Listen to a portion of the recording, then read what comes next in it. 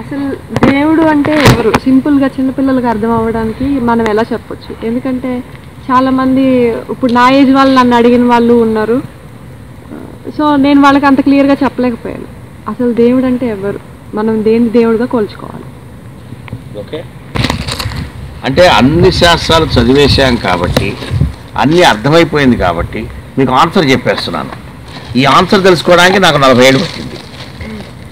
దేవుడు రంగు, రుచి, రూపం, వాసన లేనటువంటి ఖాళీ ప్రదేశం.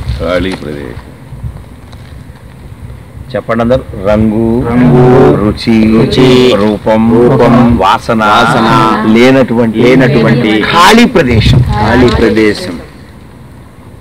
ఆ ఖాళీ ప్రదేశంలో కొన్ని గోళాలు కొట్టుకుని ముక్కలుగా విడి ఒక గోళం పడింది. ఫర్ ఎగ్జాంపుల్ ఇది గోళం అనుకోండి. ఇంతకుముందు ఖాళీ ప్రదేశం, భూమి అనే గోళం ఇట్ట పడింది. ఈ భూమి మీద మనం పుట్టుకు రావడం ప్రారంభించాం. ఈ భూమి ఇక్కడ పడకముందు ఏముంది? ఖాళీ ప్రదేశం. ఈ ఖాళీ ప్రదేశంలోకి ఈ భూమిని ఎవరు తోశారు? ఖాళీ ప్రదేశంలో ఉత్పత్తి అయిన ఒత్తిడి తోసి పడేసింది. ఆ ఒత్తిడి ఎక్కడి నుంచి పుట్టింది? ఖాళీ ప్రదేశంలోంచి పుట్టింది. శాంతి శాంతి శాంతి అనే పదం విన్నారుగా, శాంతి మంత్రాలు. ఇప్పుడు మనం ఇక్కడ కూర్చున్నాం కాబట్టి ఈ శబ్దాలు వస్తున్నాయి. మనం ఇక్కడి నుంచి లేచి వెళ్ళిపోయామనుకోండి, ఇక్కడ శబ్దం ఉంటుందా? ఇక్కడ ఏముంటుంది? ఇప్పుడు ఖాళీ ప్రదేశం. దాన్ని ఏమంటారంటే చెప్పండి? శాంతి శాంతి శాంతి. మనం ఇక్కడి నుంచి వెళ్ళిపోతే కానీ శాంతి రాదు ఇక్కడ. అంటే దాని అర్థమే, శాంతి రాదంటే ఏంటంటే నిశ్శబ్దం రాదు. శాంతి అంటే ఏంటంటే శబ్దరహితంగా, రూపరహితంగా, గుణరహితంగా ఉన్న ప్రభావమే శాంతి. శాంతి శాంతి. నీకు ఏ ప్రభావం నీ మీద ఉండకూడదు, అప్పుడు శాంతి. భగవస్థితి. పసిబిడ్డ, పుట్టిన పసిబిడ్డకి కళ్ళుతో కనపడుతుంటాయి, దానికి ఏదో ఆ దృశ్యమే ప్రభావం దాని మీద ఉండదు. అది భగవంతుడు అన్నాడు. జ్ఞాపకాలు దానికి వచ్చేసినాయి.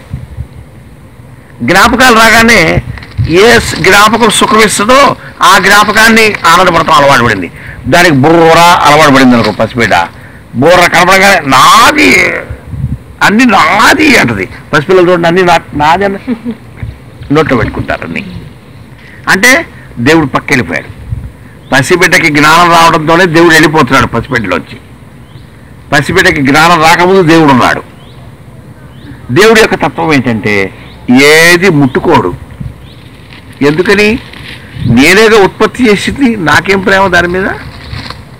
నా ఇంటికి వెళ్ళాను, నేనే డబ్బు సంపాదించి ఇంట్లో పిల్లలకి ఇచ్చాను. వాళ్ళు తెచ్చిన జంతికలు కావాలా, జాంగిలు కావాలా కొట్టుకుంటున్నారు. నేను కూడా వెళ్ళి 2 జంతికలు లాక్కొని కొట్టుకున్నాను. నేను కూడా నేనే జంతికలు ఇచ్చింది నేనే, జాంగిలు ఇచ్చింది నేనే. వాళ్ళకి తెలియక జంతిక నాకు కావాలి, జాంగిరి కావాలి, వాళ్ళు కొట్టుకుంటున్నారు. ఉత్పత్తి చేసినోడికి దాని మీద ప్రేమ ఉండదు. పులుసు వండినోడు భోంచేయడంట, తెలిసిందేగా. అన్నం వండాక వాడు తినడం, అన్నం వండినోడు. ఇది ఎప్పుడో చరిత్ర చెప్పింది. ఇప్పటికే దేవుడికి జాగ్రత్తగా, దేవుడికి ఈ విశ్వాన్ని తయారు చేసిందే దేవుడైనప్పుడు ఈ విశ్వంలో ఏదో లాక్కుందామన్న కోరిక ఆయనకు ఉండదు. చూసావా లేదో పక్కన పెట్టి దేవుడు. ఇప్పుడు నేను నీకు చెప్తుంది దేవుడు అంటే ఎవరని నువ్వు అడిగావు. దేవుడి యొక్క చర్యలు చెప్పుకొస్తున్నా నేను. అసలు దేవుడు అంటే ఎవరు చెప్పరా ఇంకా నేను. దేవుడి యొక్క చర్యలు మాత్రమే చెబుతున్నా, చర్యలు మాత్రమే. దేవుడి చర్యలు ఏంటి? ఏది లాక్కోడు, ఏది తీసుకోడు, అడిగింది కాదనకుండా ఇస్తుంటాడు. అర్థమవుతుందా? నువ్వు జీవాత్మని పరమాత్మలో ఇప్పుడు నువ్వు ఇక్కడ దాకా వచ్చావు కాబట్టి నేను తెనాలలో కూర్చొని ఉంటాను, నేను మంగళగిరి రాను, నువ్వు తెనాలు రావు. వీళ్ళు చెబుతుంటారు ఊరికే, గురువుగారు ఎలా ఉంటారంటే ఎలాగుంటారు అలా ఉంటారు, వస్తుంటారు, సైకిల్ మీద ఉంటారు, అట్లా ఉంటారు అట్లా ఉంటే దగ్గరికి వస్తే కదా నా మాట వేగము, నా ఆర్ద్రత, నా భావాలు ఇవన్నీ అర్థమైంది. అట్లాగే నువ్వు పరమాత్మకి చేరువైతే కదా అసలు ఎలా ఉంటాడో తెలిసేది. చేరువే కాకుండా పోవాలా ఇక్కడంతా, ఊరికే దేవుణ్ణి చూద్దాం అనుకుంటా. పరమాత్మకి చేరువవ్వాలంటే పరమాత్మ కొన్ని విశేషాలు చూపించాడు. ఏమిటి? ఏవి కోరుకోకుండా, ఏవి తీసుకోకుండా అన్నీ అందరికి ఇవ్వటం. పరమాత్మకు ఉన్న ఒక లక్షణం ఏంటి? తానేమీ తీసుకోడు, కానీ ఎవరిని కాదండు, అందరికి అన్నీ ఇస్తుంటాడు. ఏదో ఒక రూపం పట్టుకుంటేనా, తోక పట్టుకుంటేనా ముందు దాకా వెళ్ళేది? మనకు కనబడుతుంది దేవుడు అంటే ఇదొక్కటే కనబడుతుంది, అసలు దేవుడు ఎవరో కనబడతలేదు. కాబట్టి నువ్వు ఈ తత్వాన్ని ఆకలింపు చేసుకో, దేవుడి యొక్క ఇష్టాలకి తెలుసుకో, దేవుడి యొక్క ఇష్టాలు తెలుసుకొని ఆ దేవుడిలాగా నువ్వు వర్తించడం ప్రారంభించు.